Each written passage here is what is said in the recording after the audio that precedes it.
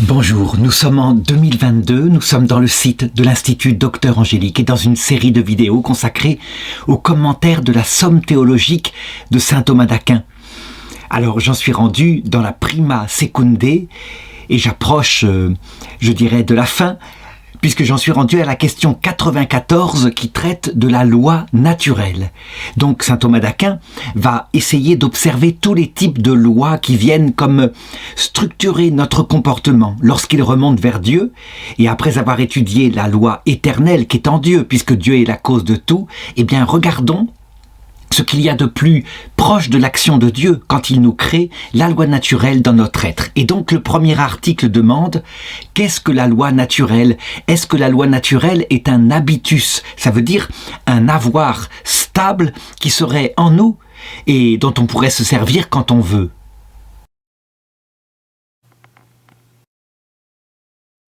Du moins, c'est ainsi que définit saint Augustin ces habitus qui peuvent être des vertus, des vices, qui sont quelquefois difficiles à acquérir. Alors, pour regarder ce que c'est, il faut d'abord partir de l'expérience.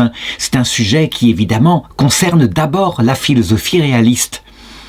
Est-ce qu'il y a des lois naturelles en nous? Certains l'ont nié, mais on constate, pour ceux qui ont du réalisme, par exemple, pour un petit bébé humain, c'est très net. Dès qu'il naît, il cherche à téter. Et je dirais, c'est comme ça, le comportement est le même. Et il y a quelque chose qui est en rapport avec sa bouche et avec sa faim. Et si on veut le calmer, il faut quelquefois lui mettre une tétine, quelque chose comme cela. On voit bien qu'il y a en lui certaines orientations ici de sa vie végétative, je dirais aidées de sa vie sensible. Et s'il a faim, il pleure. Et qui sont fort importantes. Elles sont programmées. Il les reçoit avec sa naissance. Eh bien, ça, c'est un aspect de la loi naturelle qui s'applique évidemment uniquement pour le moment à ce qu'on voit de lui. Ça veut dire ce comportement-là, lié à la nourriture, à la boisson. Et je montrerai à l'article suivant qu'il y a bien d'autres choses comme cela dans tous les aspects de notre vie. La vie sensible, la vie spirituelle et même notre rapport avec Dieu. Mais pour le moment, il faut se demander donc qu'est-ce que c'est que ces espèces de lois naturelles qui sont en nous? Est-ce que ce sont des habitus, donc des sortes de vertus qui seraient innées? Alors, en réalité, je dirais, on constate que on ne connaît cette loi naturelle que par l'acte qu'elle émet, comme par exemple, je l'ai dit, ce besoin de téter, cette espèce de réflexe buccal. Et c'est un peu pareil pour le reste des choses que l'on repère, donc de la loi naturelle. Ce qui veut dire que, à la base, il y a quelque chose qui est dans la faculté vitale. Ici, en l'occurrence, dans l'exemple que j'ai pris, dans la faculté vitale de nutrition. Ce qui veut dire que, si on considère cet exemple-là, on voit que quand l'enfant dort, eh bien, cette espèce de loi naturelle est en sommeil en lui, elle est présente, et quand il se réveille, qu'il a faim, elle se met à passer à l'acte. Eh bien, ça ressemble tout à fait à quelque chose comme un habitus, quelque chose d'inné. Mais évidemment, c'est pas tout à fait la même chose que les habitus acquis qu'on constate, qu'on met du temps à acquérir. Par exemple, je parle de la vertu de prudence. Il faut avoir posé beaucoup d'actes de prudence pour pouvoir commencer à dire que on a la vertu de prudence. Comme ici, c'est plutôt inné, mais que ça peut s'exercer, eh bien, on dira c'est quelque chose comme un habitus, mais donné avec la création même de nos facultés vitales. Ça organise nos facultés vitales à la base. Ça oriente leur exercice vers leur objet. Alors maintenant, quelques objections, dont la première, elle vient de Aristote qui dit « Il y a trois choses dans l'âme, la puissance vitale, comme par exemple la faculté de nutrition, mais aussi la passion, l'intelligence, la volonté. Il y a l'habitus qui vient organiser son exercice vers son acte, et puis il y a la passion. » Et donc on voit que, cette loi naturelle en nous n'est pas la faculté vitale, mais ce n'est pas non plus, je dirais, la passion qu'on subit. C'est quelque chose d'autre, ça ressemble tout à fait à un habitus. C'est exactement ce qu'on constate dans un habitus, sauf que ce serait un habitus inné. Alors, il faut répondre que Aristote, lorsqu'il dit qu'il y a trois choses, la puissance, l'habitus et les passions, il regarde ce qui est à la source des actes vitaux. Et on a vu que dans l'exemple de l'enfant qui tète, eh bien, il y a bien quelque chose qui est au principe de l'action. Quelque chose qui est là dans la structure même de la faculté vitale et qui la met en acte. Donc, ça ressemble analogiquement à un habitus. Voilà ce qu'on pourrait dire, même si ce n'est pas un habitus acquis, c'est un habitus de type inné. Deuxième objection, Saint Basile, il avait étudié la loi naturelle qui est dans notre esprit et il avait dit, regardons par exemple notre intelligence, il y a en elle eh bien, un habitus de ce qui est bon. De ce qu'elle va désigner à la volonté comme étant bon. Et il l'appelle la syndérèse. C'est la syndérèse, par exemple, qui chez le tout petit enfant, lorsqu'il a suffisamment grandi, que quand même son âge de raison est plus ou moins arrivé, va lui faire se scandaliser devant une injustice. Donc, eh bien, si la syndérèse est une loi naturelle, innée, eh bien, on voit bien que c'est un habitus. Alors je répondrai à cette objection que, effectivement, l'habitus, c'est ce qu'il y a de plus proche pour comprendre ces orientations naturelles de nos facultés. L'objection 3 nous indique que, quand on regarde la loi naturelle qui est en nous, je parlais de cette syndérèse, cette orientation naturelle de l'intelligence vers son objet, eh bien, ceci demeure en nous toujours, quoi que nous fassions. Un homme devenu vicieux ou un damné en enfer, il possède toujours en lui cette loi naturelle, ce qui d'ailleurs explique que son esprit se révolte contre son choix et qu'il est mal, il est mal dans sa peau. Il y a beaucoup de souffrances qui sont des conséquences immanentes de la rupture entre sa volonté libre et ses lois naturelles de son esprit. Or, justement, les habitus, les vertus morales ne demeurent pas en enfer. On peut les perdre à force de porter des actes immoraux. Donc, ça voudrait dire que la loi naturelle n'est pas un habitus. Alors, je répondrai à cet argument 3 que, effectivement, c'est là qu'on voit qu'il y a une petite différence, une certaine différence entre l'habitus acquis et cette chose-là qui est innée, qui ressemble à un habitus, mais qui est, je dirais, intimement enraciné dans la structure même de nos facultés, au point que ça ne peut jamais être perdu complètement, ça peut être étouffé par des actes vicieux, mais jamais perdu. Et c'est ce qui va expliquer, par exemple, que même un homme qui serait plongé dans une idéologie au point qu'il y croit, il croit, par exemple, eh bien que un homme, une femme, il n'y a pas de différence, que c'est purement dans la tête, c'est culturel. Eh bien, malgré tout, comme son intelligence est ordonnée naturellement à la vérité, il est bien obligé de constater que quelque chose s'oppose à son idéologie. Donc on le voit, l'habitus dans l'intelligence est là en permanence, est indestructible et ne peut être qu'étouffé. L'article 2 demande quels sont les préceptes de la loi naturelle, ceux qui sont inscrits en nous et qui sont innés justement. Alors, je ne veux pas ici établir une liste exhaustive des préceptes de la loi naturelle, mais plutôt approfondir ce qu'ils sont et comprendre par une sorte d'analogie la manière dont ils sont quelque part très peu précis, mais tout de même dont ils orientent nos facultés. Alors, pour exprimer les choses, saint Thomas d'Aquin prend encore une fois ici une analogie. Et cette analogie nous permet de comprendre un petit peu comment fonctionne cette loi naturelle. Quand on regarde ce qu'il connaît très bien, le fonctionnement de l'intelligence, on voit que il y a à la base, de manière innée, presque en nous, est-ce que c'est acquis au tout début, lorsque nous sommes tout petits, tellement c'est évident quand nous voyons des choses comme cela, ou est-ce que c'est vraiment inné ? Peu importe, l'essentiel c'est que il y a des choses très évidentes qui sont à la base de tous nos raisonnements, de tout ce qui suivra plus tard, de nos conclusions les plus précises au point de vue scientifique. On les appelle les principes premiers de la connaissance. Et évidemment, je ne pourrais pas tous les formuler, mais il y en a qui sont très clairs que dès qu'on les a visualisés à un enfant, aussi petit soit-il, eh bien il les comprend. Comme par exemple, la partie est plus petite forcément que le tout. Quand on donne un puzzle ou une série de cubes, eh bien un cube, c'est plus petit que tous les cubes mis ensemble. Mais il y a bien d'autres principes évidents, comme par exemple, on ne peut pas affirmer à un petit enfant que ceci est noir, mais que en même temps ceci est blanc.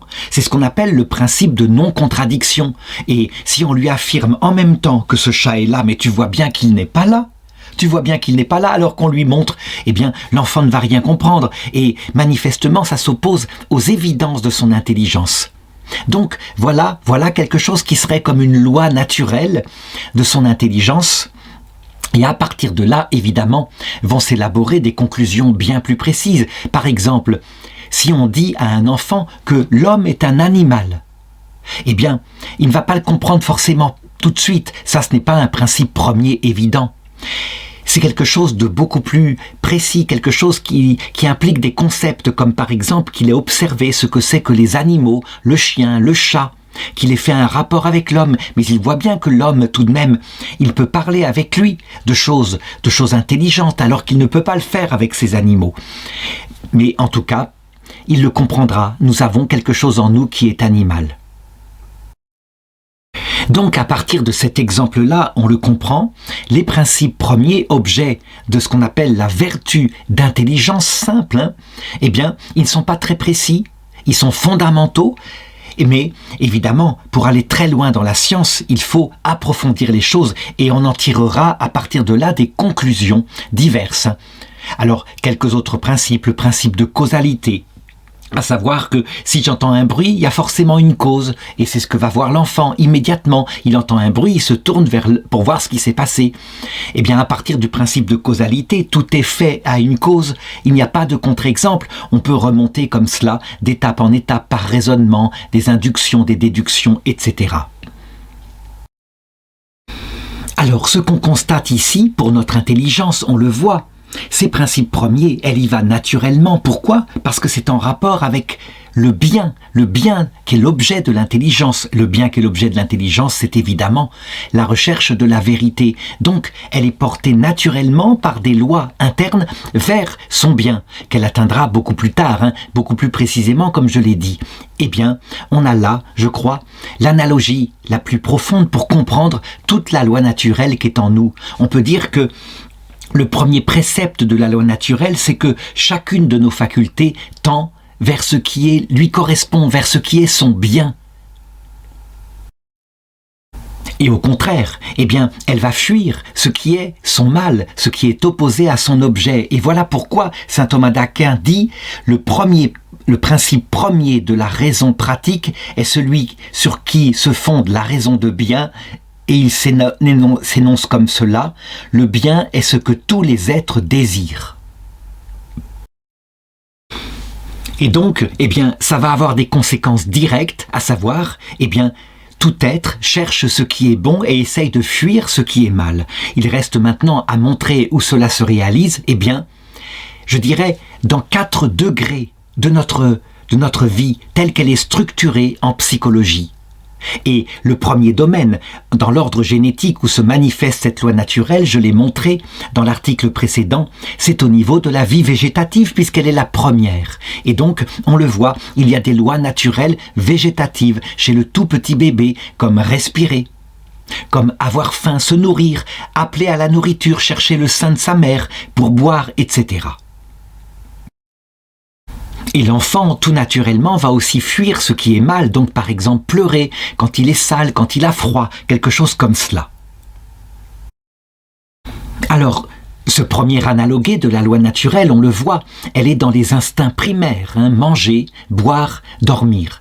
Et puis, peu à peu, va se développer dans l'enfant son deuxième degré de vie, de plus en plus profondément, ce qu'on appelle sa vie sensible, sa vie psychologique. Et là, on va voir apparaître aussi des lois naturelles, mais qui sont plus subtiles.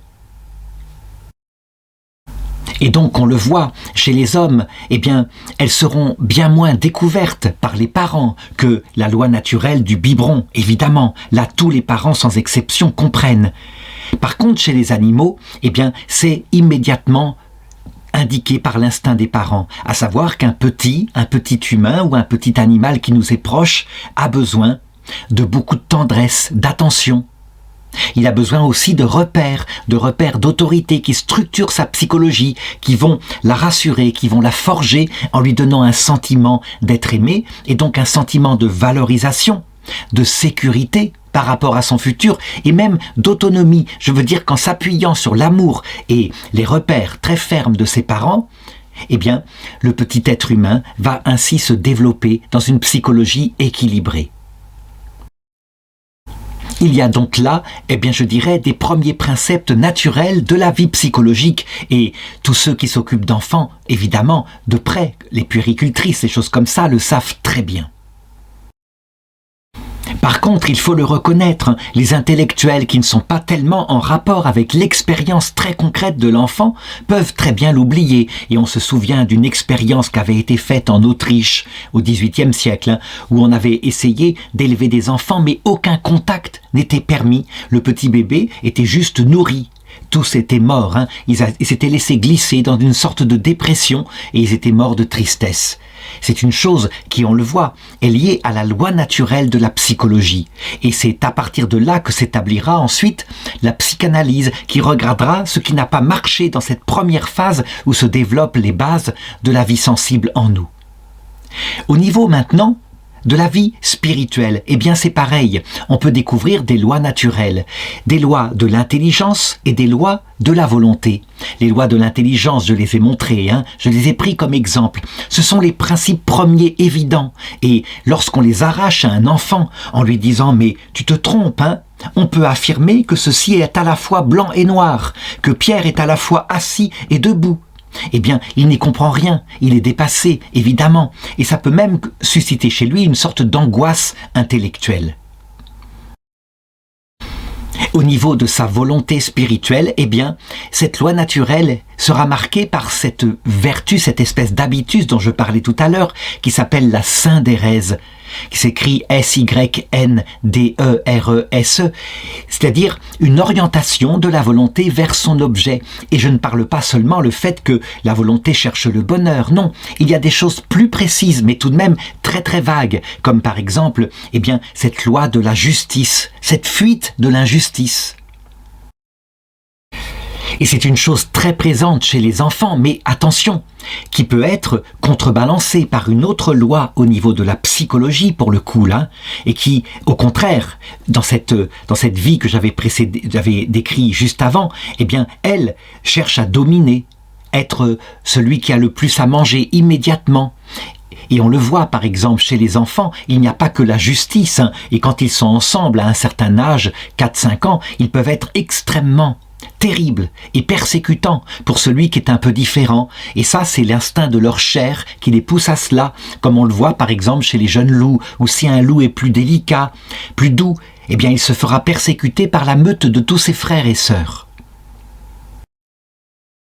Donc déjà, à cette époque-là, dans le développement de l'enfant, on repère une loi de la chair et une loi déjà de l'esprit.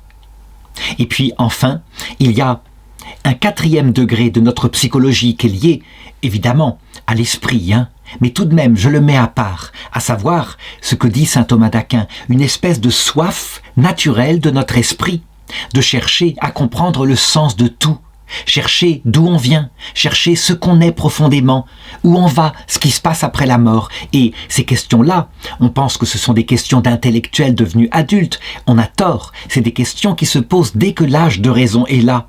Et lorsqu'un petit enfant est confronté, par exemple, au décès de sa grand-mère, eh bien, il demandera immédiatement où elle est, comme si quelque chose en lui voulait savoir s'il y a une vie après la mort. L'animal n'a aucune capacité à se poser ce genre de questions. Lui se contente de secouer sa mère si elle est morte pour voir s'il pourra la réveiller. Cet instinct d'ordre spirituel présent dans le cœur de notre esprit, dans la partie supérieure de notre esprit, avait été nié à un moment donné par des psychanalystes comme des freudiens. Et puis finalement, certains autres psychanalystes comme Carl Gustav Jung avaient dit mais c'est une erreur. Il y a un instinct fondamental d'ordre mystique qui recherche le sens de la vie. Et si on réduit l'être humain aux simples instincts végétatifs, la libido, la recherche du plaisir, on se trompe grandement. Eh bien déjà au XIIIe siècle, saint Thomas d'Aquin le disait, et il parlait de cette inclination naturelle à connaître la vérité sur Dieu, mais aussi cet instinct naturel à connaître les lois pour vivre en société. Notre intelligence est aussi axée, comme je l'ai dit, avec le sens de la justice, de l'injustice, sur des choses en rapport avec la vie commune. Alors maintenant, quelques objections, dont la première dit: non, il ne semble pas qu'il y ait plusieurs préceptes de la loi naturelle, il semble qu'il n'y en a qu'un seul qui se formule comme cela. Chaque faculté va tendre vers son objet, elle est orientée vers son objet et ça suffit, le reste à partir de là s'établit.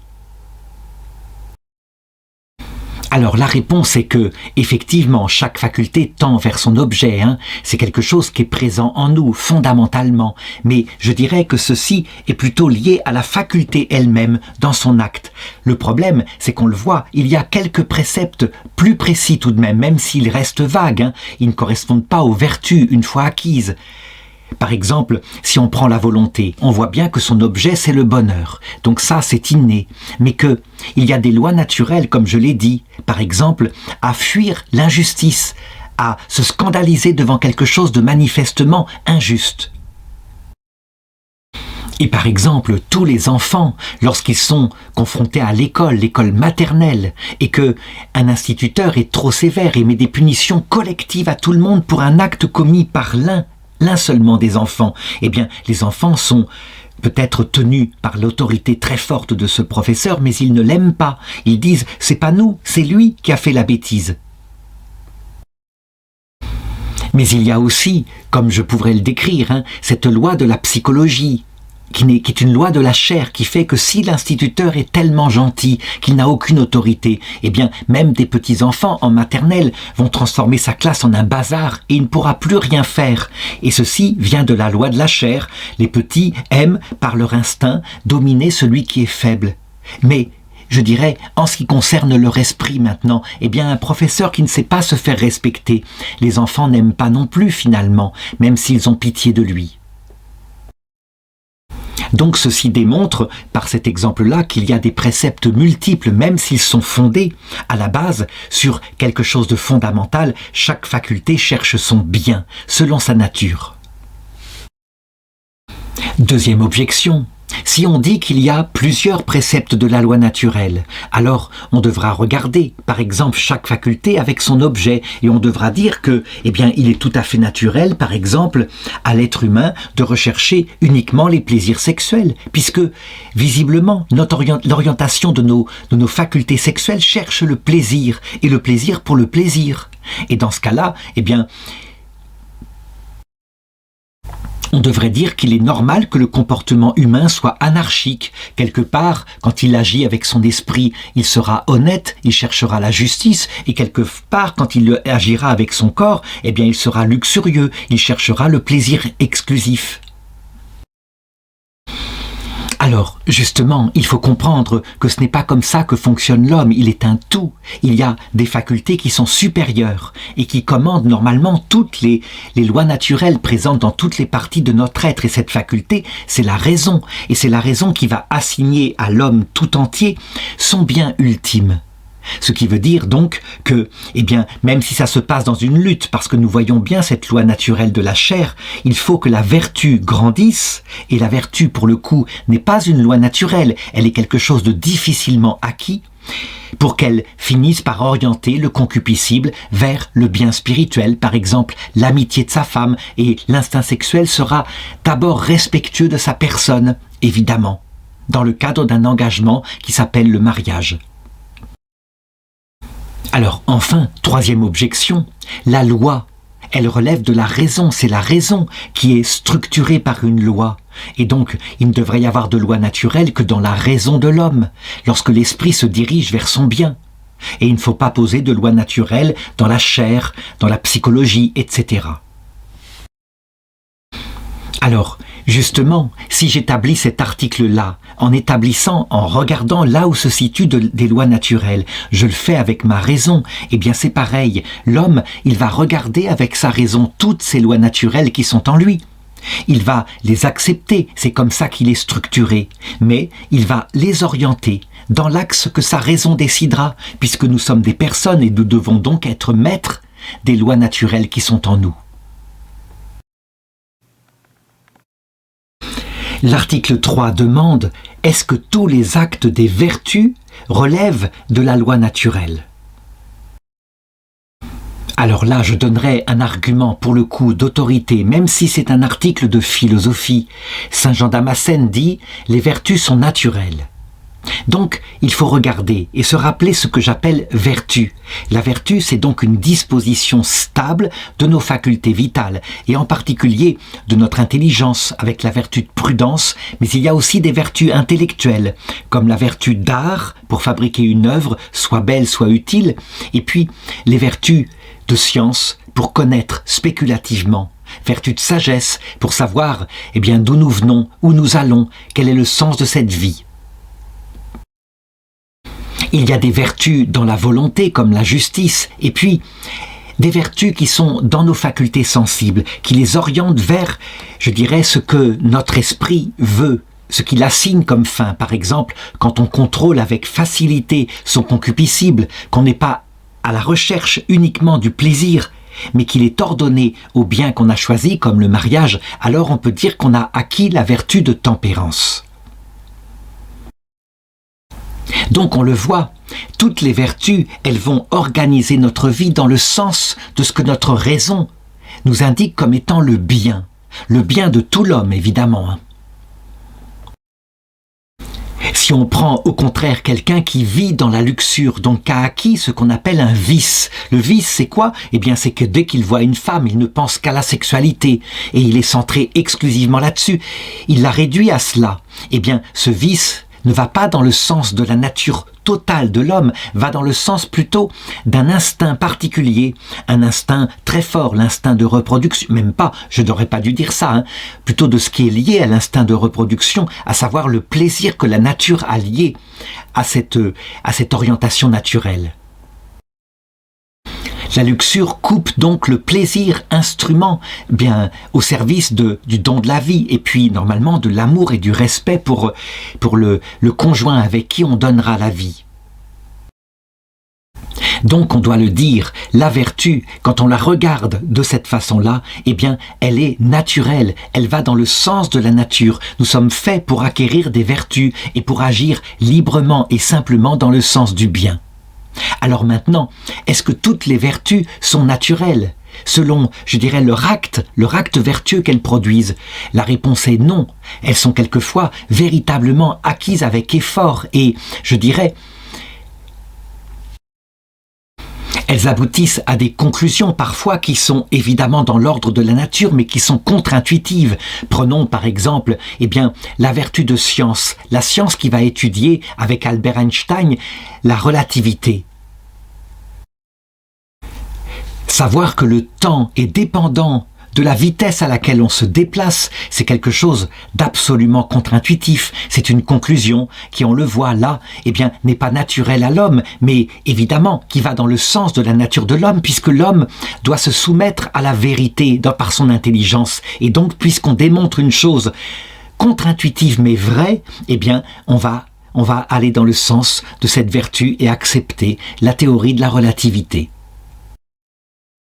Je pourrais prendre d'autres exemples au plan moral, par exemple. Si je prends la monogamie, c'est vrai, par son instinct charnel, l'animal qui est en nous, masculin, je parle, il aurait tendance à être plutôt polygame, un peu comme on le voit chez les grands primates, où un grand mâle, plus fort que les autres mâles, a plusieurs femelles qu'il protège, et il essaye de se comporter avec un certain respect par rapport à elles.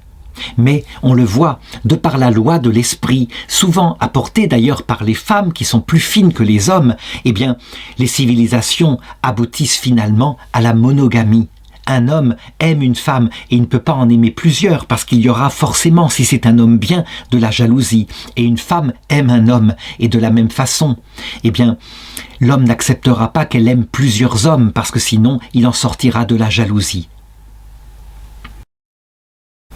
Donc on le voit, la monogamie a été, au cours des civilisations, quelque chose qui a dû se développer peu à peu, à force de raisonnement, et qui s'est imposé.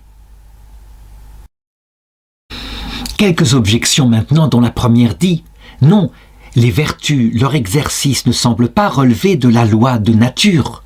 En effet, on a dit que la loi naturelle, elle est en vue du bien commun. Et la loi d'ailleurs sert à cela, elle organise, je dirais, la vie commune de l'homme tout entier dans son espèce. Or on voit qu'il y a certaines vertus qui n'ont comme but que de structurer notre vie individuelle. Par exemple, la vertu de tempérance, qui va faire qu'on va se comporter avec équilibre par rapport à la nourriture, donc ne pas trop manger pour devenir incapable de se déplacer, ou au contraire, manger suffisamment pour ne pas devenir maigre et anorexique. Alors, même cet exemple-là, en fait, ne contredit pas le fait qu'il y a un rapport entre la loi naturelle et le bien commun. Ici, ne pas trop manger, par exemple, c'est ordonné au bien commun de la nature individuelle, mais qui est en rapport avec les autres. Et donc, je dirais, une personne qui vit en famille et qui est complètement squelettique, parce que pour elle, la nourriture devient presque quelque chose de nuisible, elle rendra inquiète toute la communauté qui l'entoure. Et ses parents, ses amis lui diront « il faut manger plus, il faut se forcer, sinon tu finiras par tomber malade ». De même, les autres vertus morales, comme la justice, la prudence, elles ordonnent le bien commun de la moralité par rapport au comportement vis-à-vis des autres. Deuxième objection. Si les vertus sont dans le sens de la loi naturelle, alors dans ce cas-là, on devrait dire que les vices qui leur sont opposés sont forcément contre nature. Mais on voit bien que ce n'est pas le cas. Certains de nos vices sont plutôt dans le sens de la nature. J'ai pris l'exemple tout de suite de la polygamie, mais pour un grand mâle, un grand chef humain qui est fort et qui domine sur les autres petits, avoir une série de femmes comme on le voit pour le roi Salomon, c'est quelque chose qui semble aller dans le sens de sa nature, la nature animale qui est en nous. Et pourtant, on dit maintenant que c'est un vice. Alors, il faut comprendre, je l'ai dit, qu'il y a en nous cette partie animale qui a ses propres orientations. Et donc, pour la partie animale qui est en nous, il est évident que la polygamie, on ne verra pas en quoi c'est un vice. Par contre, il y a en nous cette partie spirituelle qui est liée à la raison et qui considère évidemment qu'on ne peut pas considérer des femmes multiples comme étant, je dirais, des reproductrices, quelque chose comme cela. Mais que chacune est une personne humaine qui implique une amitié réciproque, unique, et donc que l'homme doit tendre à la monogamie. Et donc on le voit, ce qui peut être dans le sens de la nature animale en nous, peut être vicieux au sens de la nature spirituelle présente en nous. Or, c'est la nature spirituelle justement qui doit peu à peu dominer notre animalité. Et c'est ce qu'on voit dans l'humanité. On voit par exemple que effectivement, le roi Salomon, en fonction de son époque, a eu jusqu'à 1000 femmes. Et c'était pour la gloire, évidemment, qu'il faisait cela. Que le prophète Mohammed, prophète des musulmans, disait qu'il fallait maximum 4 femmes, pas plus.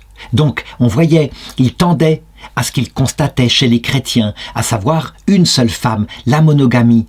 Et maintenant, les femmes musulmanes, évidemment, de plus en plus dans les pays civilisés, exigent par contrat de leur mari qu'il n'aura qu'une seule femme, qui ne se mettra pas avec une autre épouse. Enfin, troisième objection. Quand on étudie les peuples, on voit bien que ce qui est vertueux dans tel peuple ne sera pas dans tel autre. Il y a des peuples, par exemple, où c'est les femmes qui dirigent le pays. D'autres peuples où ce sont les hommes. Et c'est plus fréquent, sans doute parce que l'homme a plus de force musculaire, donc il s'impose plus facilement. Mais la femme a plus d'intelligence pratique quelquefois. Donc si un peuple considère comme vertueux ce qu'un autre peuple considère comme vicieux, alors on devra dire qu'il n'y a pas de loi naturelle. Ou du moins que la loi naturelle ne s'étend qu'à certains principes très premiers, très généraux, comme je l'ai dit, tendra au bien de sa faculté, des choses comme cela, mais qu'elle ne va pas dans des conclusions aussi précises que celles que j'ai données. Eh bien, je répondrai à cela qu'effectivement, il faut quelquefois toute une civilisation qui peu à peu, avec l'expérience des anciens, a réfléchi au bien, au mal, aux conséquences de ses actes, pour de plus en plus comprendre ce qui est la loi naturelle de tout l'homme. Et cette loi, on le voit, elle est principalement dans la raison. C'est la raison qui met à sa juste place les instincts de notre chair. Et ceci n'a pas été toujours possédé par l'humanité. Qu'on se souvienne par exemple de l'expérience de Caïn avec Abel. Il est évident que Caïn n'avait pas repéré en lui le caractère mortifère de la colère et de l'envie, et qu'il passa à l'acte, il tua son frère Abel. L'expérience des temps, après de nombreuses années de vendetta qu'il y eut dans l'humanité, finit par dire que non, il fallait mettre le pardon dans des actes qu'on faisait les uns pour les autres. Il fallait relativiser les offenses, sinon l'humanité ne pourrait pas survivre. Il a donc fallu beaucoup d'expérience pour comprendre que la loi naturelle de la colère, devait être maîtrisée par la loi naturelle plus vaste, plus grande, plus profonde de l'homme spirituel, qui, sa colère, il peut la développer dans certains temps, mais quand une chose vraiment spirituellement importante est en jeu. Donc, la colère, lorsqu'elle est dirigée par l'intelligence, pour un axe qu'elle a choisi, cette intelligence, elle devient bonne, elle est au service du bien, tandis que quand la colère domine et qu'elle entraîne notre intelligence à des actes inconsidérés, il a fallu comprendre que cette loi naturelle de la colère, là, charnelle, purement charnelle, était un vice, était mauvaise, et c'est ce qu'on appelle le péché capital de colère. L'article 4 demande « La loi naturelle est-elle unique chez tous ?» Alors, évidemment, un argument d'autorité, mais je crois que là, on peut se fonder aussi sur l'observation de l'humanité. Isidore de Séville écrit « Le droit naturel est commun à toutes les nations ». Alors, je l'ai montré, la loi naturelle, c'est quelque chose qui est établi dans l'intelligence humaine. C'est l'intelligence humaine qui va, peu à peu, en réfléchissant sur ce que c'est que l'homme, sur les expériences de l'homme, établir ce qui est conforme à la nature humaine. Évidemment, ceci ne se fait pas arbitrairement, ceci se fait par l'observation. Et c'est un travail véritablement de la philosophie réaliste. C'est comme ça qu'on pourrait en parler. Or, on constate que dans le domaine de la connaissance, il y a comme trois types de connaissances. Une connaissance qu'on pourrait appeler scientifique, qui est universelle, qui regarde les choses valables de manière spéculative pour tous les hommes. Par exemple, au niveau spéculatif, dire que tout homme, sans exception, a besoin de manger, sinon il meurt, c'est un principe universellement vrai, et donc aucune nation, nulle part ne se trompera. Tous les êtres humains, sans exception, mangent, sauf évidemment quelques miracles particuliers, parce que Dieu voudrait prouver quelque chose. Et puis, deuxième domaine de connaissance, donc je continue dans mon exemple de nutrition, il y a ce qu'on pourrait appeler ce qui est généralement vrai, à savoir que, on a besoin généralement d'un peu de viande, d'aliments issus du monde animal, des œufs peut-être, du lait, quelque chose comme ça. Et si on se passait complètement, strictement, absolument de tout élément animal, la santé pourrait s'en ressentir, en tout cas pour les enfants. Là, je dirais, c'est discuté, c'est moins précis déjà, mais on voit des civilisations qui pratiquent tel régime et qui vivent beaucoup plus longtemps sur Terre, d'autres tel autre et qui vivent peut-être moins, mais il y a des choses contre-intuitives, comme par exemple le sud de la France où on mange beaucoup de graisse d'oie et pourtant la vie y est très longue. Et puis, troisième domaine, ce qu'on pourrait appeler des cas particuliers. Le regard sur telle ou telle personne qui, par exemple, ne supportera pas tel type d'aliment, mais en supportera un autre. Et là, on aboutit à quelque chose de particulier. Et plus la science est comme cela, quand on la compare à la science universelle, plus elle est aléatoire, plus on peut se tromper. Évidemment, on ne se trompe jamais sur le principe universel. Tout homme a besoin de manger. Ce que j'ai pris ici comme analogie, Au point de vue de la nutrition, on peut l'aborder aussi du point de vue de la morale et voir effectivement que plus on s'approche des cas particuliers et plus les lois naturelles ou la définition de la loi naturelle sera contingente et aléatoire. Et là, il suffit de prendre un exemple pour s'en rendre compte. Prenons l'exemple du mensonge. Il est clair que c'est une loi naturelle. Le mensonge est toujours en soi un mal puisque la vérité est un bien. Et donc, mentir s'oppose à un bien, donc par soi, on dira que le mensonge est toujours un mal. Et on ne peut pas faire autrement. On pourrait parler de la même façon pour la guerre. La guerre qui déchaîne toutes les violences, qui va tuer son prochain, est par soi toujours un mal. Mais cette chose-là est un principe universel. Il n'a pas de bras. Il n'est pas dans le concret. Il est un principe justement que notre intelligence spéculative peut connaître. Passons maintenant à un domaine plus pratique. Le domaine, je dirais, des lois générales du comportement humain tel qu'il s'applique. Et là, on verra des civilisations qui ont dit que le mensonge, parfois, peut être quelque chose de bon. Par exemple, on dit que le prophète Mohammed, le prophète des musulmans, pensait que mentir à quelqu'un qui était de l'ordre du paganisme, ce n'était pas un mal, parce que cet homme-là était réduit à une sous-humanité de par, je dirais, son culte polythéiste. Mais que par contre, mentir à quelqu'un qui faisait partie de la communauté de Dieu, donc un autre musulman, était toujours un mal. Alors évidemment, cette façon de voir les choses, je dirais dans des cas généraux, a été contestée par d'autres savants musulmans qui ont dit mais non, on ne peut pas définir comme cela le mensonge puisque la loi universelle dit que le mensonge est toujours un mal et donc on ne doit pas mentir. D'ailleurs, il prenait comme exemple Mohammed quand il avait résolu une alliance avec une tribu d'une autre religion et que cette tribu avait trahi l'alliance, alors il l'avait puni cruellement pour, je dirais, un manque de loyauté à sa parole. Donc on le voit ici, dès qu'on aborde le domaine qui est plus pratique, la loi naturelle est beaucoup moins précise. Et alors ensuite, quand on entre dans un cas particulier, le cas de nos actes concrets, selon les circonstances de la vie, je dirais qu'il a été mis en scène des films où un homme ne pouvait plus du tout mentir. Il disait la vérité telle qu'elle lui venait. Et par exemple, il voyait une femme qui était un peu grosse. « Ah, vous êtes grosse, vous !» Et c'était comme ça, parce qu'il avait été atteint d'une sorte de malédiction, l'obligation de dire la vérité. Et on le voit, c'est quelque chose qui rendrait la vie impossible. Et si notre visage, justement, cache nos pensées, les pensées que nous pouvons émettre en vérité, quand la réalité est là, c'est pour cette raison-là. Cependant, si je prends encore le cas particulier du mensonge, on le voit. Il suffit de regarder l'action de certains papes, dont Pie XII, lorsque par exemple il se rendit compte, parce qu'il avait des espions qui l'en informaient, que Adolf Hitler était en train de massacrer tout le peuple juif. Comment il envoya ses nonces apostoliques en Europe afin de prévenir les évêques de manière à ce qu'ils prennent des solutions.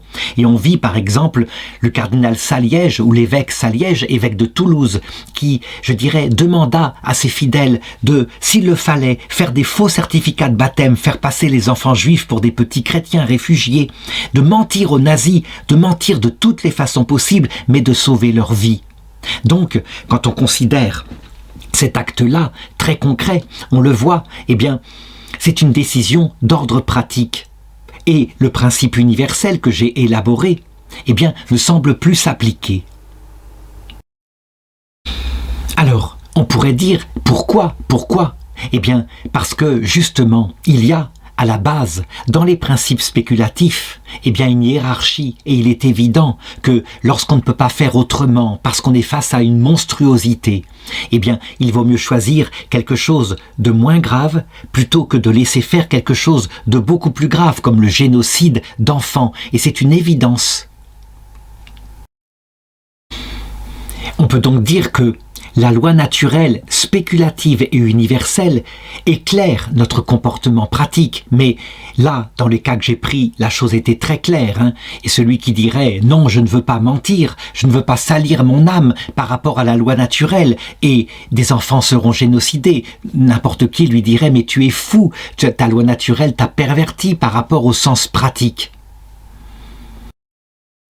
Cependant, ce que je dis là, pour quelqu'un de formé et qui a, je dirais, qu'avec évidence, comme le pape Pie XII, appliqué dans le concret des principes universels, n'est pas évident chez tous les peuples. Et ainsi, on verra des peuples qui, justement, parce que les choses sont complexes, considérera que le pillage du peuple qui ne fait pas partie du sien est tout à fait permis. On le voit par exemple dans certaines tribus musulmanes qui ont le droit de piller et de mettre en esclavage les peuples qui ne sont pas musulmans.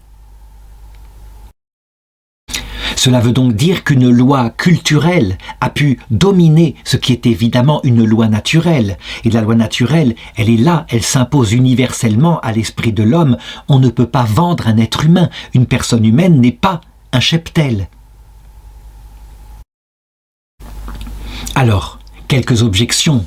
Et d'abord la première dit, non, il ne semble pas que la loi naturelle est unique chez tous, puisque la loi naturelle ultime, semble-t-il, est celle que nous a révélée le Christ.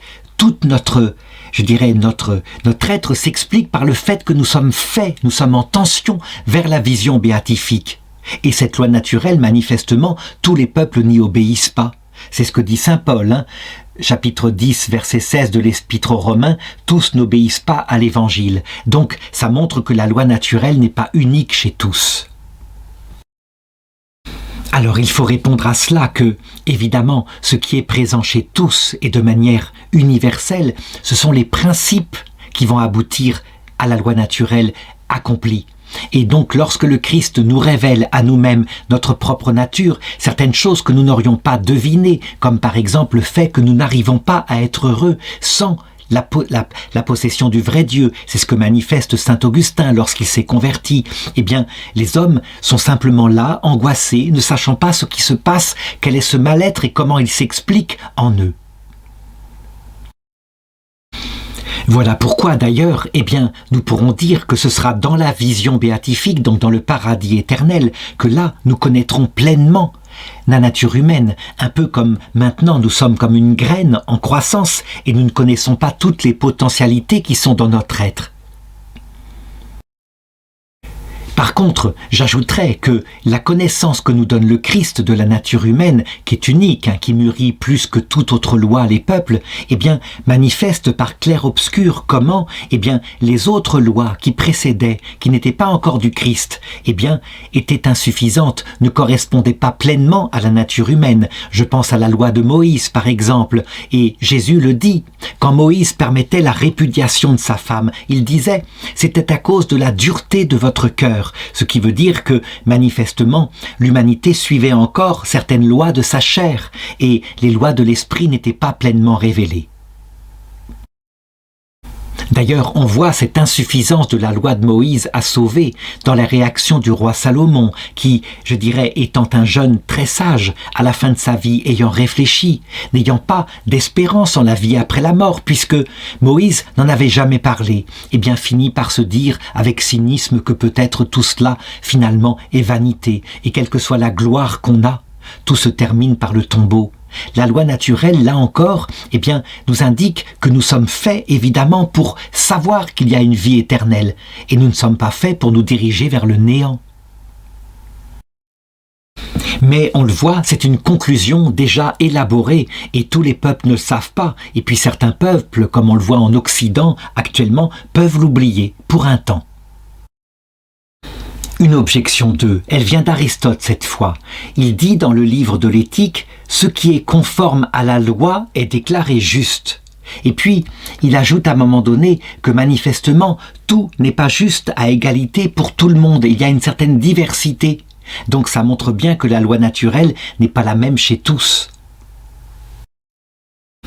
Alors, en fait, Le philosophe Aristote parle ici, non pas seulement d'ailleurs des principes premiers généraux de la loi naturelle, comme par exemple, je l'ai dit, on recherche ce qui nous paraît bien, mais de certaines conclusions qui sont issues de ce principe général, comme par exemple, on ne vole pas son prochain, on ne vole pas la femme d'autrui, des choses comme cela, très à la base, et pratiquement tous les peuples sont d'accord pour cela, mais cependant, même dans ces conclusions-là, on voit parfois des peuples qui, je dirais, ont des conclusions différentes.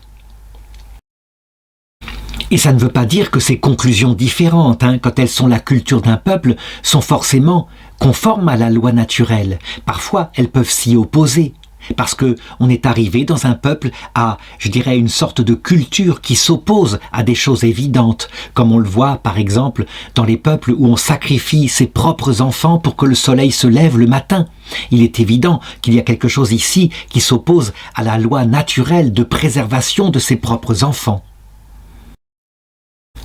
Donc il a pu exister des cultures qui étaient profondément défectueuses sur bien des points, mais lorsque d'autres civilisations leur apportaient des choses beaucoup plus conformes à la loi naturelle, on voyait que peu à peu, le peuple évoluait dans le sens de ce qui était plus humain. Par exemple, la vengeance, peu à peu, est remplacée par la justice, mais une justice primitive. On le voit avec la loi du talion. Tu me crèves un œil, je te crève un œil et je te tue et je tue ta femme et je tue tes enfants. C'est remplacé par œil pour œil, dent pour dent. Mais œil pour œil, dent pour dent, on le voit, ce n'est pas conforme à la nature humaine, puisque il n'est pas pareil tout de même de crever un œil volontairement et de le faire par accident, parce qu'on s'est retourné trop brutalement. Et voilà pourquoi, peu à peu, la loi naturelle de la justice regardera l'intention, volontaire ou pas, de celui qui a commis l'acte pour y appliquer une justice. Et puis vient la parole du Christ qui ajoute à la justice, cette dimension de miséricorde, et qui est liée, elle encore, à une meilleure connaissance de la nature humaine, à savoir de ce progrès, de cette capacité de l'homme à s'améliorer, à se réformer par rapport à ses défauts.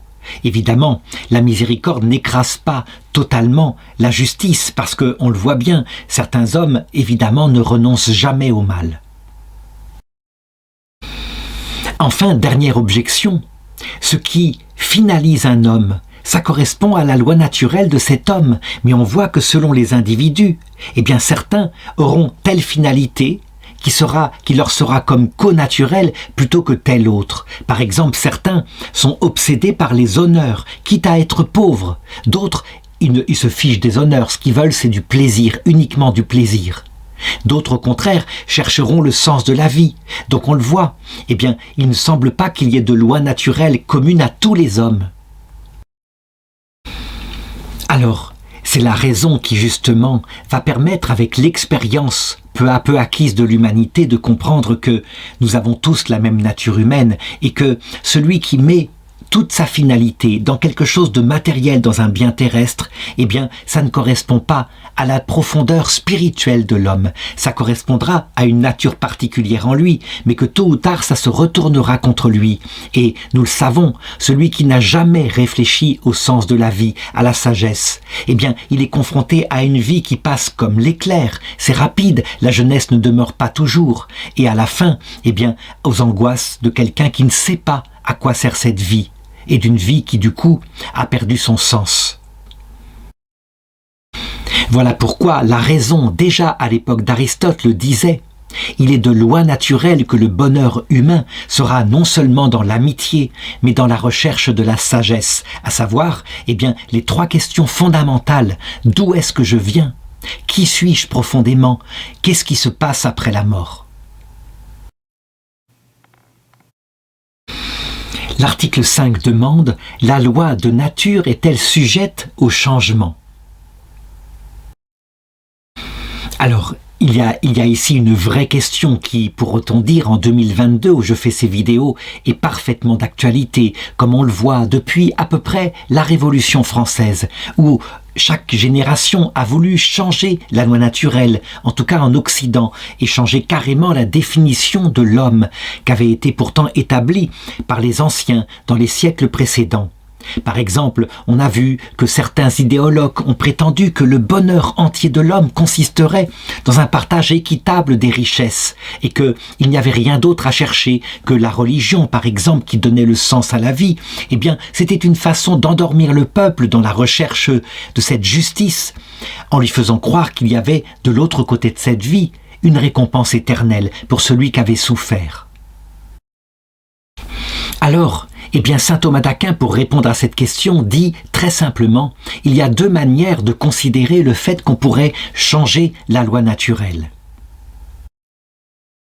La première serait de considérer qu'on ajoute des conclusions secondes et même peut-être tertiaires, c'est-à-dire de plus en plus précises à la loi naturelle. Et sous ce rapport-là, on doit le reconnaître, il y a eu un progrès, une connaissance de plus en plus profonde de la nature humaine. Par exemple, quand on regarde la sagesse chez les anciens Égyptiens qui espéraient qu'on obtiendrait dans l'autre monde un paradis qui ressemble tout à fait à ce qui se passe actuellement en Europe occidentale, à savoir une vie paisible où le travail n'est pas trop pénible, où des machines, des oucheptis, disait-il, travaillent pour nous. Ils fuyaient donc le côté pénible de tous les travaux qu'ils faisaient et ils espéraient un paradis comme ça, dans un repos tel que le vivaient le pharaon et les riches. Nous savons, nous, puisque nous avons eu ce bonheur-là en Occident de manière unique, nous savons que manifestement l'homme ne vit pas seulement de pain, mais vit de véritablement la parole qui sort de la bouche de Dieu et qui explique le sens de la vie terrestre. Puisque jamais en Europe occidentale il n'y a eu tant d'angoisse et donc de psychologues incapables de trouver la raison de cette angoisse, puisqu'ils avaient évacué justement de leur science médicale la question de Dieu et du besoin de l'homme d'un sens à sa vie. Donc on le voit, eh bien, par la révélation de Jésus-Christ, par la négation de Jésus-Christ ensuite, eh bien, on a pu découvrir qu'il y avait dans la nature humaine une loi profonde, une soif de sagesse, chose qu'aurait pu être tout à fait découverte dès le début de l'humanité, puisque dès que l'homme spirituel apparaît, c'est plus fort que lui. Il enterre ses morts en vue d'une survie éventuelle, ce qui prouve que, eh bien, l'homme est un animal religieux. Que la sagesse, donc les trois questions dont j'ai parlé tout à l'heure, sont, les questions les plus fondamentales, au-delà d'attraper du gibier quand on est à l'âge du paléolithique, etc. Donc, le Christ, en se révélant, eh bien, il a ajouté à la loi naturelle, il a expliqué que notre loi naturelle était finalisée et ne trouverait sa plénitude que dans une vie surnaturelle. Deuxième façon maintenant dont on peut, changer la loi naturelle serait de voir si on peut en enlever certains éléments fondamentaux, comme par exemple, eh bien, certaines règles secondes, certaines règles tertiaires, comme je l'ai dit, la vie surnaturelle, ou alors certaines règles premières, comme les premiers principes fondamentaux du style, eh bien, ne fais pas à autrui ce que tu ne voudrais pas subir, etc. Alors, si je considère, eh bien, la plénitude au sens tertiaire, ça veut dire la découverte de cette vie surnaturelle pour laquelle nous sommes faits. Manifestement, on voit des peuples qui l'enlèvent de leur vie, s'en débarrassent, mais quelquefois, du coup, eh bien, découvrent une forte angoisse parce qu'il s'avère que l'Évangile a mûri profondément la connaissance de l'homme par rapport à lui-même. Et donc, privé de ce qu'apportait l'Évangile, il est comme démuni, comme sans direction dans la vie. En ce qui concerne les préceptes seconds, ça veut dire des choses déjà plus élaborées, mais que, les païens eux-mêmes comprennent, comme par exemple, eh bien, ne pas abandonner la femme à qui on a fait une promesse, n'avoir qu'une seule épouse, s'occuper de ses enfants, des choses comme cela. On voit que ils peuvent être en partie enlevés, mais globalement tout de même, eh bien, un homme se rend compte, évidemment, qu'il y a là quelque chose de profondément injuste. On l'a vu d'ailleurs, eh bien, à travers les idéologies qu'ont prétendu enlever comme étant bourgeois ou non humains ces préceptes seconds de la loi naturelle. On voyait par exemple, eh bien, soit les nazis, soit les communistes qui décrétaient que tel type d'humains n'étaient pas des humains. Par exemple, les communistes qui décrétaient qu'en Ukraine, puisque les paysans riches avaient refusé de donner leurs grains pour le bien commun, il fallait tout leur prendre et ils seraient réduits à la famine, ils mourraient. Certes, il y a eu une famine terrible, mais ceux qui l'ont pratiqué, eh bien je pense que toute leur vie, ils étaient là en se disant « oui, quand même, nous avons agi de manière incroyable ». Pareil pour le nazisme, qui prétendait que le juif n'était pas un être humain, et donc qui le considérait comme une abstraction, le juif, comme j'en ai parlé. Et certains hommes étaient chargés, par balle, d'éliminer concrètement tous les juifs qu'ils trouvaient lors de la conquête de l'Est de l'Europe. Évidemment, ces hommes-là, la loi naturelle était en eux, et ils voyaient bien que ce n'était pas vrai, que c'était des êtres humains, des enfants qui pleuraient, et ils en devenaient parfois malades et fous, d'où l'invention par, je dirais, Himmler, qui lui n'assistait pas concrètement, mais raisonnait dans l'abstrait, eh bien l'invention des camps d'extermination qui permettaient d'être moins traumatisés par le concret de la mort de femmes et d'enfants qu'aurait pu être notre femme et notre enfant. Et qu'est-ce que cela prouve? Eh bien, que la loi naturelle, dans ses principes premiers, les principes évidents, comme par exemple un être humain, c'est un être humain, eh bien, cette loi-là ne peut en aucune façon être arrachée du cœur de l'homme. On pourrait la recouvrir d'idéologie, complètement, mais elle serait là, toujours prête à repousser.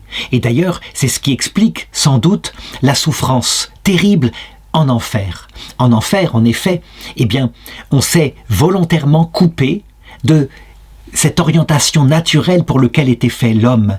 L'homme était fait, évidemment, pour obtenir une vie surnaturelle. Et ceci a des conditions qui sont inscrites profondément en nous, des conditions d'amour, parce que Dieu, évidemment, est une personne et on ne peut pas le posséder comme on possède un bien matériel, et des conditions d'humilité. Et voilà que ces gens, volontairement, se détournent de ce qui est révélé comme étant correspondant à la loi naturelle de l'homme. Eh bien, en conséquence, leur nature tout entière se révolte contre leur volonté libre, et ceci provoque, dans tout leur être, eh bien, un malaise profond et quelque chose de définitif puisqu'ils ne veulent jamais céder et revenir en arrière. Lorsqu'on étudiera dans la Tertia Pars les souffrances de l'enfer, on s'aperçoit que toutes ont un rapport avec une partie de notre être qui n'a pas atteint sa finalité. Par exemple, le feu qui est là, cette espèce d'angoisse sourde de l'enfer, c'est parce que l'orientation naturelle de l'esprit, c'est vers la possession du bien absolu, de la vérité totale.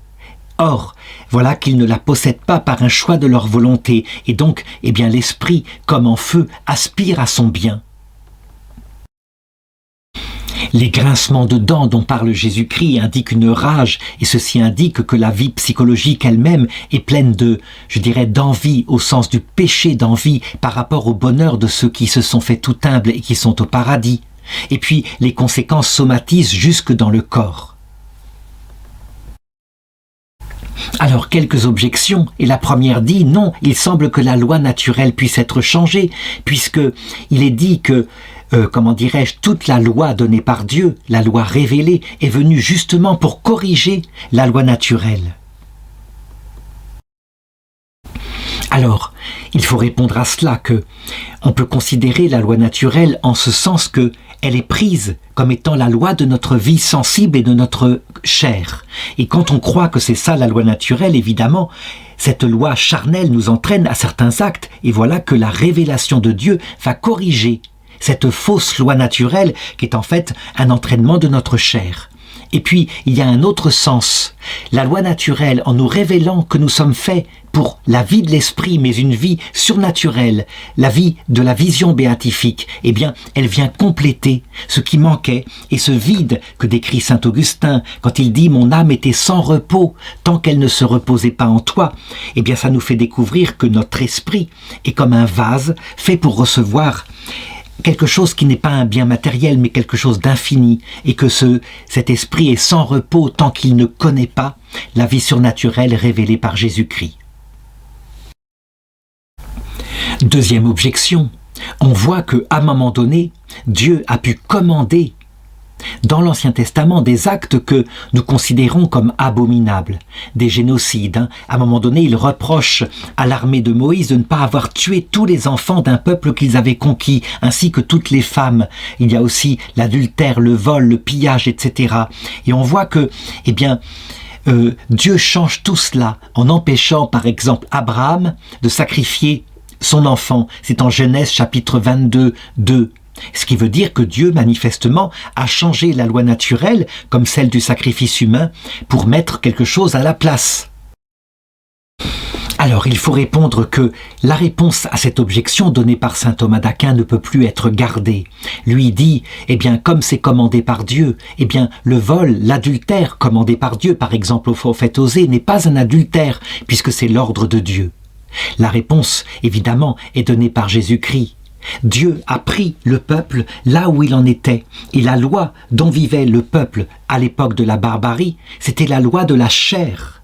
Et Dieu est venu l'en sortir, mais il ne l'a pas fait d'un seul coup, ce qui veut dire que, en fonction de l'état de dureté du cœur de l'homme qui était là à cette époque-là, Dieu pouvait commander des actes qui allaient dans le sens de sa propre barbarie, afin que, eh bien, frappé par l'horreur de ce que l'homme commettait, il puisse à un moment donné se réformer, réfléchir et voir les conséquences immanentes de ses actes.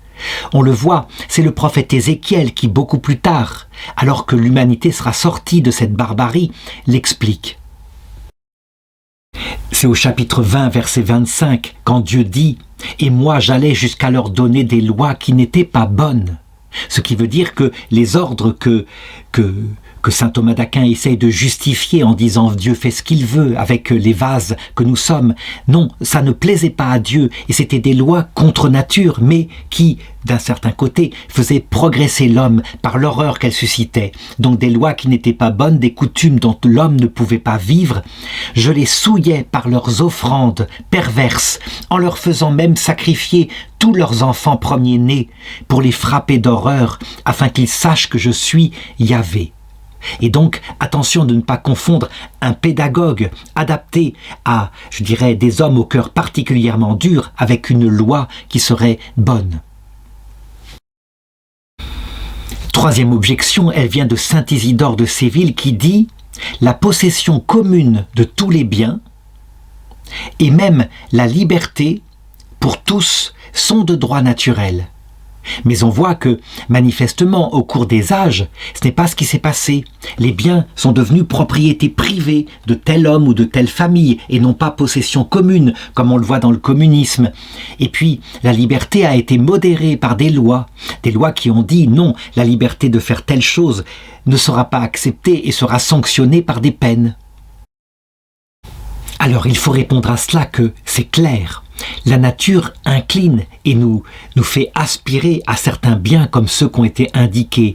Il est clair que nous souhaitons être libres. Comme disait saint Augustin, aime et fais tout ce qu'il te plaira. Et de même, eh bien, comme on le voit dans le paradis, lorsque la vie de famille est vécue comme cela, les biens appartiennent à tous en commun et il n'y a pas de propriété privée parce qu'il n'y a pas non plus de convoitise. Mais, nous l'avons constaté, étant donné l'état de la nature humaine pour le moment, avec cette loi de la chair qui est là et qui nous pousse vers autre chose que les désirs de notre esprit, eh bien, il a fallu tenir compte de cela et donc mettre des lois, ce qu'on appelle les lois humaines, qui se sont surajoutées afin de permettre le bien commun.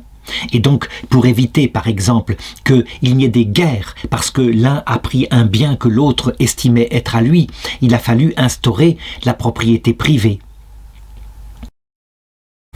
Et de même, parce que la liberté n'était pas, je dirais, modérée par la raison, ou plutôt organisée par la raison, mais qu'elle suivait parfois les désirs de la chair, eh bien, il s'est produit que certains ont suivi ce qu'ils appelaient leur liberté pour abuser d'autres personnes, pour, je dirais, leur prendre leurs biens ou tout autre abus de ce genre. Et donc il a fallu des lois humaines, comme on le verra dans la prochaine question, pour établir ce qui se passe pour le moment et rendre la vie terrestre viable.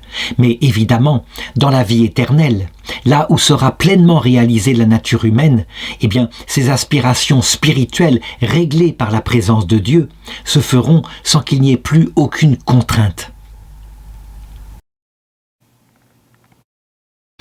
Et enfin, l'article 6 demande, est-ce que la loi de nature peut être complètement effacée de l'âme humaine ? Alors, je donnerai ici tout de même un argument d'autorité, même si je crois il n'en est pas besoin. c'est saint Augustin qui confesse « Ta loi, Seigneur, est inscrite dans le cœur des hommes et aucune iniquité ne l'en efface complètement. » Alors, je l'ai dit, il faut regarder dans ce qui est la nature humaine plusieurs degrés de la loi naturelle. Il y a d'abord, fondamentalement, des principes généraux qui sont, je dirais, presque intimement liés à l'objet même de nos facultés spirituelles.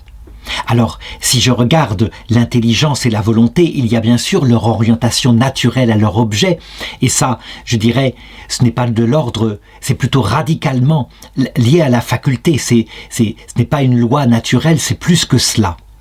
Par exemple, que notre intelligence soit faite pour rechercher la vérité, que notre volonté soit faite pour rechercher le bonheur, c'est la structure même de la faculté. Et puis, issu de là, il y a quelques principes premiers qui sont comme évidents, je l'ai dit. Ces principes premiers étant dans l'intelligence, par exemple, le principe de non-contradiction. Je dirais, dans la recherche de son objet, on ne peut pas dire à la fois qu'une chose est et qu'elle est l'inverse. C'est une évidence. Et de même, dans la volonté. Par exemple, l'idée que on doit se comporter justement avec ceux qui sont là. Et l'injustice étant quelque chose de mal qui est à fuir. Voilà une loi, je dirais, primaire, naturelle dans la volonté humaine. La volonté humaine. Et puis, issu de cela, il y a donc des conclusions plus particulières qui seront plus ou moins liées à ces principes premiers. Et on voit au cours de l'histoire que, parfois, des civilisations ou des barbaries ont essayé d'annuler complètement et d'effacer par quelque chose de surajouté, comme une idéologie ou une culture, d'effacer, je dirais, ces conclusions secondes de la loi naturelle. Par exemple, on remarque que chez les nazis, on entraînait les adolescents très jeunes à tuer et à torturer des animaux, de telle manière que ensuite, lorsqu'ils passeraient dans la guerre contre les hommes et des hommes qui étaient considérés comme des sous-hommes ou non-humains, il n'est aucune difficulté, aucun scrupule à tuer. Et on se rendit compte, malheureusement, ou plutôt heureusement, on se rendit compte avec les barbares comme Himmler que ça ne marchait pas, que ceux qui exécutaient des juifs dans les régions est de l'Europe, étaient traumatisés par ce qu'ils voyaient, comme par exemple des mères pleurant avec leurs enfants contre elles, des hommes avec la dignité de les regarder en face lorsqu'ils leur tiraient une balle. Et c'est ainsi que certains devenaient fous, ce qui indique donc que manifestement on n'avait pas pu leur arracher du cœur complètement l'idée qu'il s'agissait là d'êtres humains. Donc la loi naturelle reste en partie présente non seulement par ses principes premiers, mais aussi par ses conclusions secondes, au moins celles qui sont le plus directement liées aux principes premiers. Et puis, il y a cet aspect troisième, tertiaire, qui est fort important, qui est la révélation ultime de la nature humaine, dans le fait qu'elle ne peut être accomplie que dans une vie surnaturelle. On peut dire qu'on a découvert cela, non pas par la raison toute seule, mais il a fallu la révélation de Jésus-Christ pour nous faire comprendre notre âme, et l'âme humaine dans sa profondeur. On peut dire que c'est saint Augustin qui l'a découvert, en comparaison de ce qu'il vivait lorsqu'il était païen, à savoir que son âme était faite véritablement pour le Christ, pour la vision béatifique. Je dirais que cette chose-là peut évidemment être arrachée du cœur de l'homme, mais alors, obligatoirement, quand un peuple a été chrétien, il y a un ressenti d'une sourde angoisse, comme si le christianisme qui révélait l'âme de l'homme, en laissait une trace, même après l'apostasie. Et un malaise parce que justement, on ne trouve pas ce pourquoi on est fait, et qu'à un moment donné, on a su qu'on était fait pour cela. Et c'est ainsi qu'on le repère dans les peuples anciennement chrétiens, mais très affinés par le christianisme, l'absence du Christ dans les cœurs laisse une espèce de mal-être sourd. Alors, est-ce qu'il vient simplement de l'absence du Christ, ou est-ce qu'il vient aussi du fait que parfois ces peuples sont riches ? Et donc, étant comblé de biens matériels, l'âme spirituelle se révèle assoiffée de quelque chose qui la dépasse davantage que dans les peuples pauvres. Je pense que ce sont les deux, parce que manifestement, on le voit dans les peuples anciennement chrétiens, eh bien, la marque du passage du Christ est là, et elle influence profondément la mentalité, y compris des lois qu'ils prennent actuellement. Alors, quelques objections, et la première dit, non, il semble bien que cette loi peut être effacée dans le cœur de l'homme, puisque l'Épître aux Romains, chapitre 2, verset 4, dit « Des païens qui n'ont pas de loi ». S'ils n'ont pas de loi, ça veut dire que, eh bien, la loi naturelle qui était en eux et qui normalement aurait dû leur commander au minimum de respecter la personne humaine, elle avait été complètement effacée en eux. Et d'ailleurs, c'est ce qu'on voit quand on repère l'Empire romain qui s'amuse dans des stades, eh bien, à provoquer des combats où des hommes meurent, qui rit de l'exécution d'innocents. Donc ça prouve que la loi naturelle peut être effacée dans le cœur de l'homme. Eh bien, justement, si on regarde ce qui s'est passé dans les cirques romains, lorsque ils mirent à mort des chrétiens et qu'ils repérèrent cet étrange courage qui faisait que ces hommes regardaient venir la mort avec une certaine joie, ils ne savaient pas qu'en fait, ils croyaient qu'ils rencontreraient la vraie vie de l'autre côté, et donc ils ne comprenaient pas, mais ils admiraient ce courage, cette loyauté, cet amour qu'ils avaient les uns pour les autres. Eh bien, ce qui prouve que, manifestement, la loi de leur nature n'était pas complètement effacée en eux, c'est que, peu à peu, ce furent ces jeux du cirque qui amenèrent les spectateurs à se poser des questions sur cette foi chrétienne et à peu y adhérer. Il faut remarquer que l'Empire romain, eh bien, depuis la mort du Christ en 33 après Jésus-Christ jusqu'à sa conversion, il se passe 3 siècles. Et en 3 siècles, eh bien, par ces exemples-là, cet empire guerrier, dont la loi naturelle semblait étouffée sous la loi de l'efficacité et de la conquête, fut conquis par le Christ sans qu'il y ait un seul acte de guerre. Deuxième objection. La loi de la grâce, justement, celle qui vient du Christ, qui nous oriente vers la vie éternelle, elle est plus forte que la loi de nature. Et on voit que, eh bien, elle peut être effacée par un péché mortel. Il suffit d'un péché mortel et la grâce est perdue. Alors, quand on commet un péché mortel, ce qui est perdu, c'est l'actuelle activité de la charité envers Dieu. La charité s'en va puisqu'on a trahi Dieu. Mais la marque qui était dans l'âme, la marque de la présence de Dieu, manifestement n'est pas effacée. Et donc, quand ce péché mortel a été accompli, quand c'était par faiblesse, qu'il avait en lui un élément véniel, donc pardonnable, eh bien, dès que le plaisir est passé, que la tentation a passé, la personne penaude revient vers Dieu, veut rétablir l'amitié avec Dieu, ce que Dieu rétablit bien volontiers.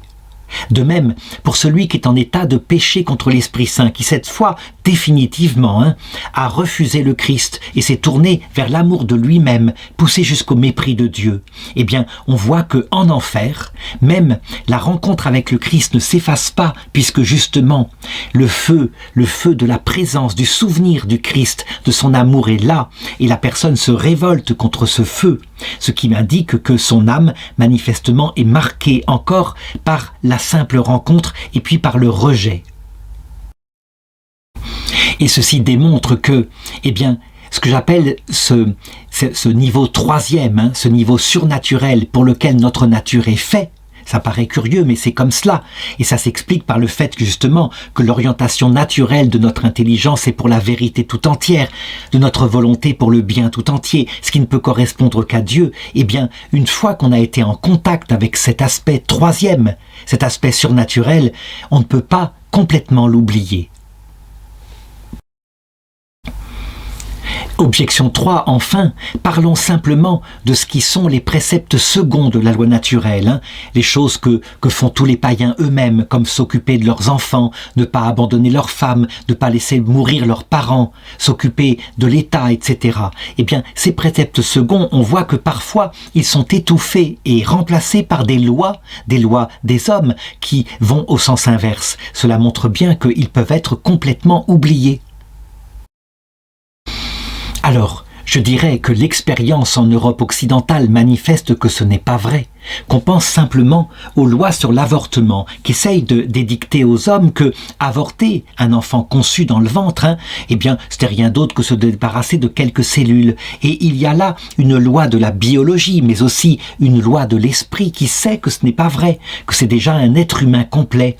Et l'esprit sent que c'est une personne, donc elle ne peut pas être traitée n'importe comment.